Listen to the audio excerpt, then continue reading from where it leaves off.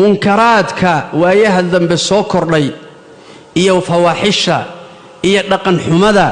iyo anshax xumada magaalada aan ku soo kordhinay waa in wax laga qabto kilaabiyada habeenkii gabdhaheena bal u fiirso gabadhii Soomaalida ahayd habeenkii bay bixi way iscadaysay way isqurxisay habeenkii bay baxayaan kilaabiyada la tagayaa habeenkii oo dhan baa lagu soo jeedayaa dhalinyaro wiilal iyo gabdhale baa wada socda ajnabi bay kala yihiin xaafadeena madaahirta ka socota waad aragtaan waxa soo dhan baa soo kordhay maxaad ku diidaysaan marka Ilaahay inuu ciqaabo indhaheena waa arkaynaa lagama hadlayo waxba lagama qabanayo xataa wax kale iska dhaaf waxa la yaaban bulshadii dalka inala deganayd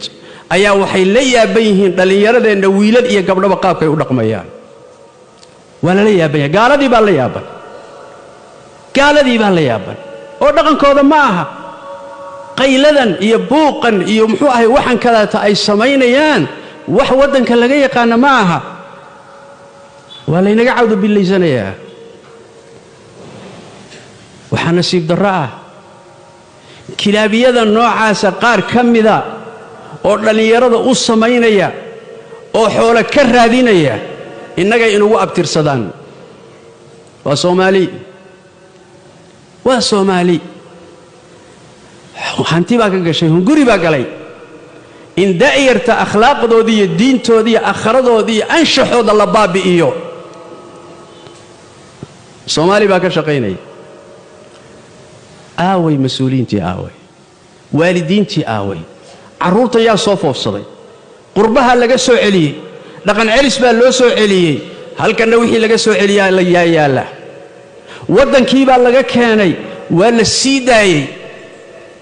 gabdho iskaabula oo degan oo xaafado degan oo guriga u kiraysan yihiin oo uu galabtii foofayo magaalada ku foofay habeenkii oo dhan maqan oo meelaha yaacaya war dhaqankii waa halaabay anshixi waa burburay dhaqankii wanaagsanaaye la lahaa waa baaba'ay ummad waxaynu nahay marka sidaa u yaala waxaasi inaynan cuquubo Ilaahay ka imaanin suurtagal ma aha haddayna wax ka qabanin oo la isu kaashanin oo mas'uuliyiinta waalidiinta culimada wax garadka haddayna dhaqamada noocaas soo kordhay aynan la dagaalamin oo wax ka qabanin wallahi thumma wallah nolosheena in wax bad iska bedeli doona gabadh iyo laba gabdhood oo la dilay baynu ka calacalaynaa laakiin wax badan baa soo kordhi doona waana sunna Ilaahi tabaaraka wa ta'ala wa daraba Allahu mathalan qaryatan kanat aminatan mutma'innatan ya'tiha rizquha ragadan min kulli makan فكفرت بأنعم الله فأذاقها الله لباس الجوع والخوف بما كانوا يصنعون دقم إلهي مثال لو قسم يوا أمام بيهيستين برواقي عنتنا واهيستين وحيكوك عن فواحش حمان بيكوك عن نعمة إلهي بيك الشكرين وايين مركز ربي تبارك وتعالى أمنقين عبسي أقول بدلي